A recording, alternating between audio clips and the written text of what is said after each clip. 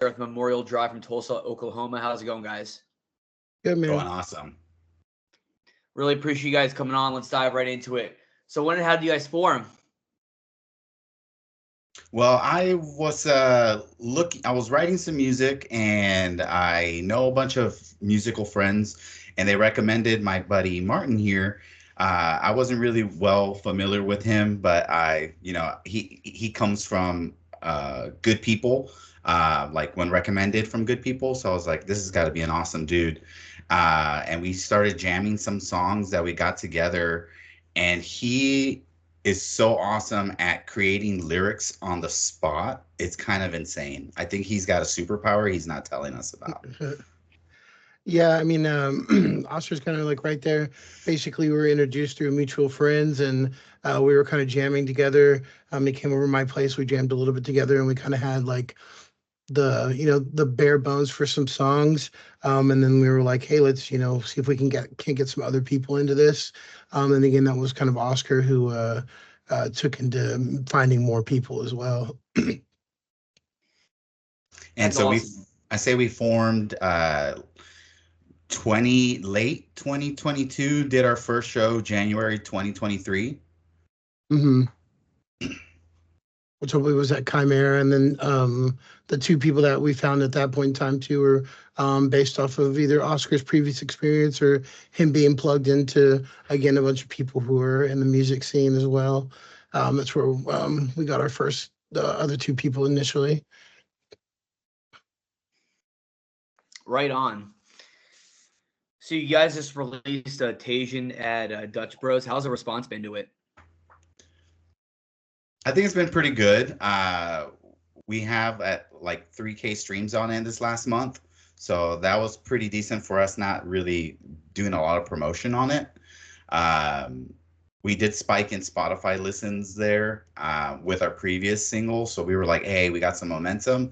Let's put another one out, and it's doing pretty good. It's funny how we came up with that song because Martin brings drinks sometimes, and he went to Dutch Bros, and there was Dahin in one of the drinks that he gave me, and I'm like, Dahin at Dutch Bros? And it kind of Yeah, just became a joke, and we kind of were like, you know what? Let's turn this into a song. yeah, it really was because it's really just something you wouldn't expect to see it anywhere really, other than like like especially like a coffee shop. Um, but yeah, it was cool too. From where Oscar's talking about, there was I mean, we had that song's been out for like a month and a half maybe now, and like it already has almost the three like over 3,000 listens to it now. So that's been a small amount of time versus our other songs have been on for a while and they didn't have that traction. So I think we did pick up on that momentum pretty great during that time.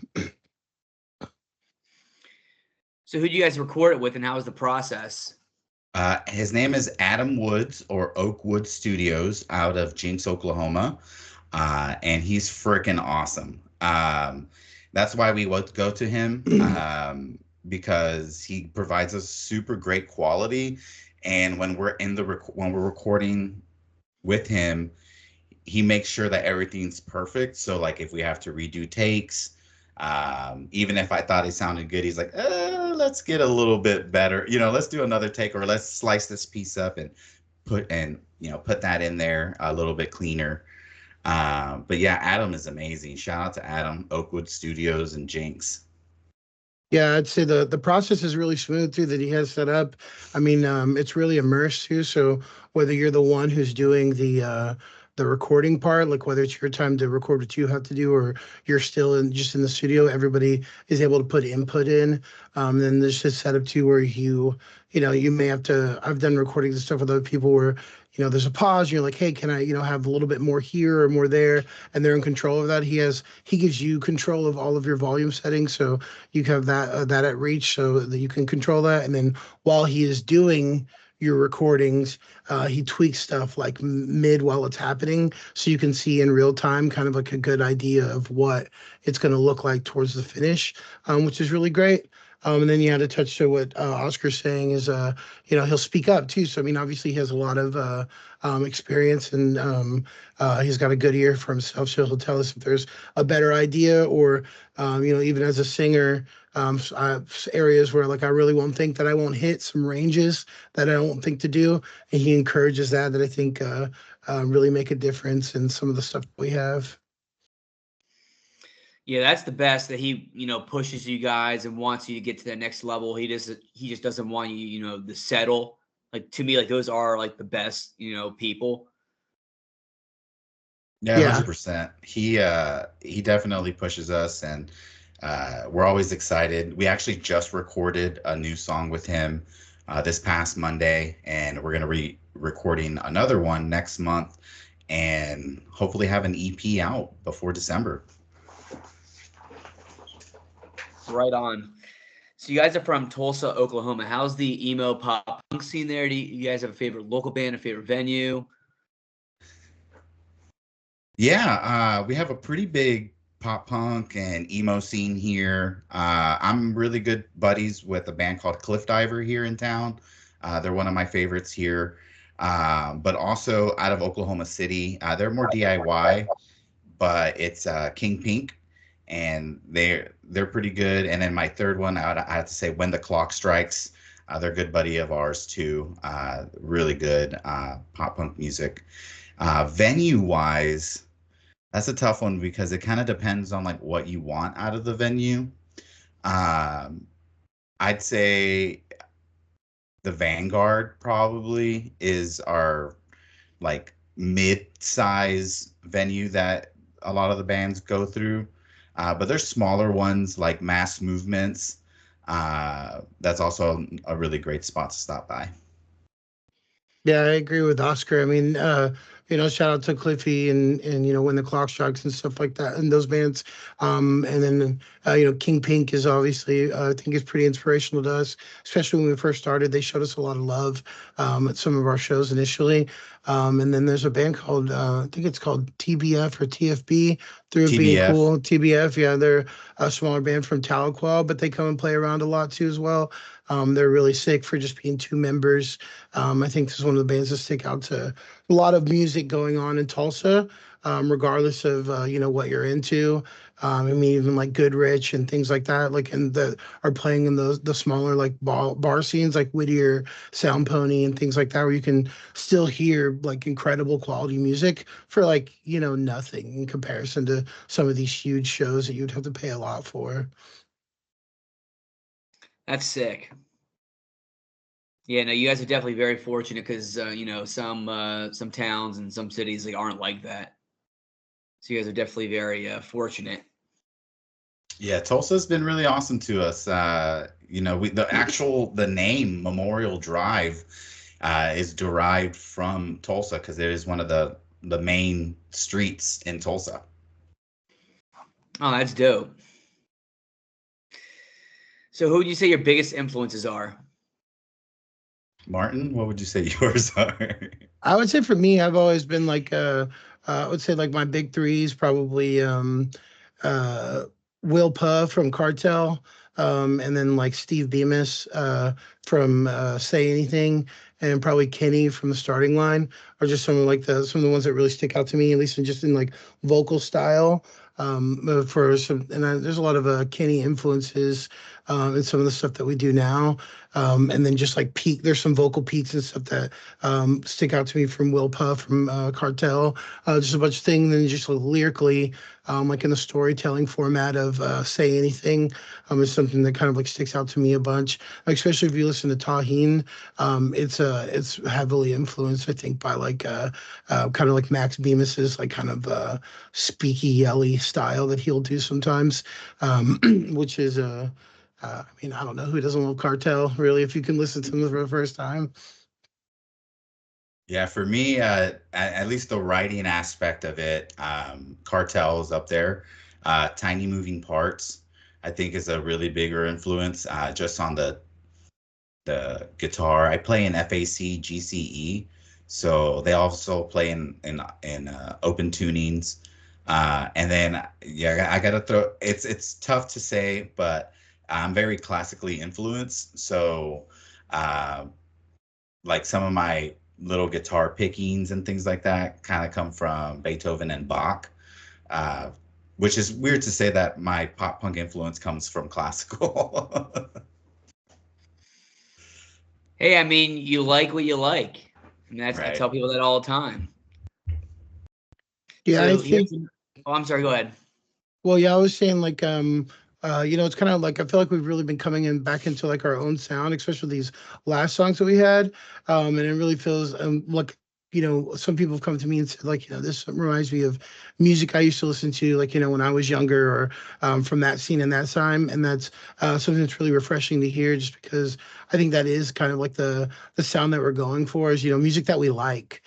So it's cool to make music that we all are like we'll play and then we'll reach out to each other and be like, wow, we like our own music, which is pretty refreshing, something that we're really proud of, I think. It's like, yes, you want to make music that the fans will like, but at the same time, it's more important that you guys make music that you enjoy. Otherwise, I mean, how I see it is you're just, wasting your time. Yeah, definitely. And you can see it when we play shows. It really comes out at that time that we really enjoy our music because like we're all into it. And I've seen bands that like they're just, it doesn't seem like they're really vibing with their own sound. They're just kind of there playing an instrument, which for me to see is a little unfortunate because I want to see everybody excited about what they're doing, especially on stage. Faux show. So here's a $1 million question for you guys. If you could tour with one of those bands, who would it be? Ooh, Cartel.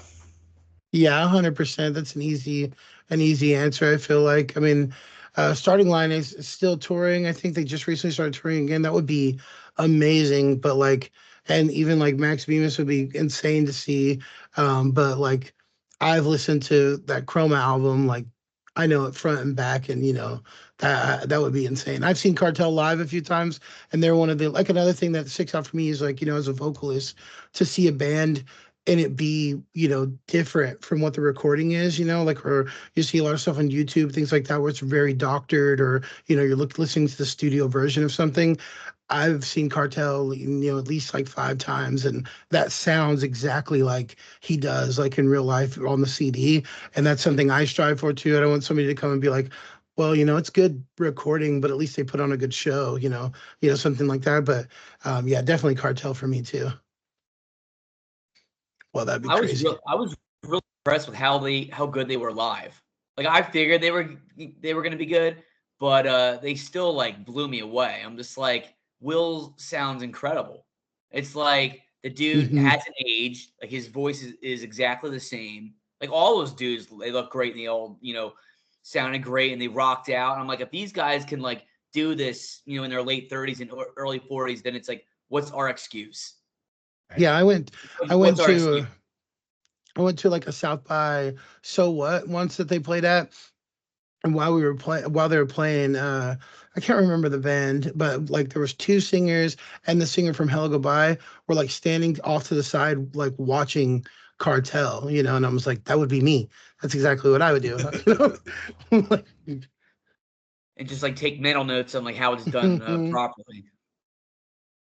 That's awesome. So now I'm going to ask you guys some non-music questions. It's a good way for me to get to know you guys as people. Are you ready? mhm. All right. First one, favorite movie. Fifth Element. It's my favorite movie of all time. I'm gonna say Fight Club, 1999, Brad Pitt. I think Corbin Dallas is the hero we need. Rule number one, you do not talk about Fight Club. Right, I'm breaking rules. I'm breaking rules, guys. My bad. Favorite sports team. Sports team, sports. Um, I the two sports that I really watch is like MMA and disc golf. So if I had to choose a team, I used to be a big Tom Brady fan. I know. And so I was a Patriots fan for a long time, but once he left, I kind of stopped watching football, honestly. You Yeah, I'd say, bandwagoner. Yeah. yeah, I'd say Hey, for you me, have to embrace it. You have to embrace it. I know my truth. I know my truth.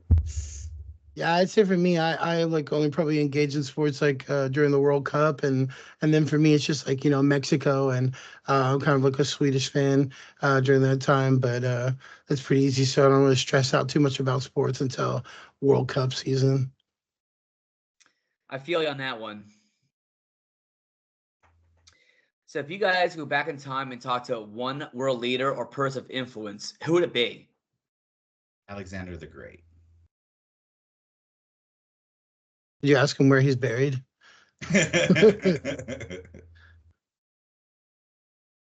Man, I don't know. I don't know if I would really go back and talk to somebody in like in the past. I kind of don't really care about the past, like really too much of. I feel like if anything, they would ask more questions for me, from like us being like in the future and stuff, So I don't really know. Like I would probably honestly somebody from the past would probably somebody I would know. Like, maybe my grandma, so I could just be like, hey, this is what we're up to now, something type of thing. I feel like people I know are way more important than, somebody in the past I could get care less for. Well, I love your honesty. Honesty is the best policy. But no, those answers are great. Different. They're different answers, but they're great. Normally, people go with like Kurt Cobain or like stuff like that. Like these are different, and I really like it. Props to you guys. Thank you. Thank you. If you guys had $1 million and you could donate to any charity, which one? I would probably donate somewhere immediately local, somewhere where I could see the money have like a direct influence to people around me, versus like, something that's like all over the US or something like that, because you can't really see that make an impact. It'd be really cool to be able to, if you're going to donate money, to see it have that impact be made like directly, like, right, like maybe like the boys and girls home, like in Tulsa directly, something like that, where you could see it, flourish. Yeah, it's actually interesting that he said that because I have a friend that works at one of the boys' homes and they're always needing stuff. So it'd probably go to something like that, or someone who helps with the homeless around this area because there's a high homeless population, I think, kind of closer to downtown and things like that. And um, like Martin said, anything more local, I feel we can actually see the impact, rather than if it went to like the Red Cross or something like that, we don't really see a lot of what's going on there. Both great answers. Can't go wrong with any of them. Yeah, I just got to get that $1 million first. Yeah, You because I got mean, if this. I'm at I believe you guys. yeah, because if we're in the spot where we can give $1 million away, we're doing all right. Well, maybe one of these days you guys will win the lottery, or you'll just like find $1 million just like chilling in the streets. So I mean, never say never. Right. Yeah, winning the lottery. I've been booking on that one for a while. Yeah, think positive. All right, last question. What are some places in Tulsa that visitors should check out? Man, I would say Tulsa. Like I've been like, like I'm from California and I spent some time in New York, and I'd go like, gone all over, and you go to places and people are like, why here? Like why come here? Like people who live where they're at, they're like, I want to move somewhere from wherever they are. And I'm like, I always find myself being like, well, Oklahoma's not that expensive, and Tulsa's pretty great. I would say like from like a progressive standpoint, as far as like people being accepting and you being able to be like whoever you want to be, and like not have a lot of judgment. Like you can find that in Tulsa like throughout. And then, I mean, Oklahoma itself is beautiful. And then like there's a lot of cool architecture and stuff, just like driving through downtown Tulsa is a lot of cool stuff. You're liable to see like a little shop you can walk into and spend, hours just in like one shopping area. I mean, like the gathering place is pretty crazy. So I would say like just Tulsa in general, you really couldn't go too wrong. Bump into somebody and say, hey, where is a cool place to go? Yeah, the gathering place is definitely a fun, especially if you have a family, because there's a lot of more family friendly things there. If you're kind of looking out kind of looking more for like a night out, like something like that, downtown we have so many cool bars, like Whittier, Sound Pony. If you like vodka, there's a vodka bar. If you like country music, there's the Hunt Club or uh, Reds. If you like hip hop, there's Rabbit Hole. There's it really depends on what you're looking for, but definitely downtown, gathering place. Because our downtown I feel is like relatively large in comparison to like Tulsa itself. Um, but yeah, I'd say downtown. Yeah, If if you're you're looking for music, and then there's like 2 comedy clubs. So if you're looking for comedy or do stand up, there's an open mic literally every single day of the week for music and comedy. yeah, and like if you want just to go out and play, get drunk and play games, you can go to the Max. If you're a vampire, you can go to Vitus. Stuff like that. Well, when I get back there, you guys will have to take me to all those spots Definitely. so I can get the true, like, full-on Tulsa experience. Because last time I feel like I kind of got, gypped. Yeah, Yeah, that's definitely. unfortunate. Yeah. Yeah, because that's the thing about I think about Oklahoma and well, at least like Tulsa, how the structure is. Like, if you're, it's they really did a good job of like if you want to just drive through and like not have to stop or anything like that. Like the highways are pretty great for that. You could drive through Tulsa and not see anything, but like it's just exiting off into downtown or getting out and walking around or making that stopover by gathering place really makes a difference. Otherwise, you're driving right through Tulsa. That's interesting. I'll keep that in mind. Well, I really appreciate you guys coming on and chatting up a little bit. The support means the world to me. Yeah, thank you, man. I really appreciate you reaching out and doing this with us. Yeah, man. Thanks for having us. I'm glad you enjoy the music. I appreciate that feedback. Of course, anytime. I'm glad that we can, finally make it work after all those times of, me not being available and you not being available. I'm Yeah. really glad that we're finally able to, like, make it work for both of us. So I really appreciate it. So the people are going to watch this interview later, where can they find your music at? Spotify, Apple Music, pretty much any streaming platform. Memorial Drive, we're on YouTube as well. And then our Facebook and Instagram, Memorial Drive Band. Definitely scope us out. Let us know what you think. I mean, we really appreciate the feedback, good or bad. It helps with the next writing the next songs, and your words can help influence that. So Yeah, definitely. Thanks for having us, man. Of course, do what the guys say. Go to the websites, buy the music, buy merch, support local music. You guys are doing a great job. Keep up the great work, and just keep grinding. yes, sir. We'll do. Well, I hope you guys have a great night, and we'll chat soon. All right, thank See you, you. man. Of course, peace.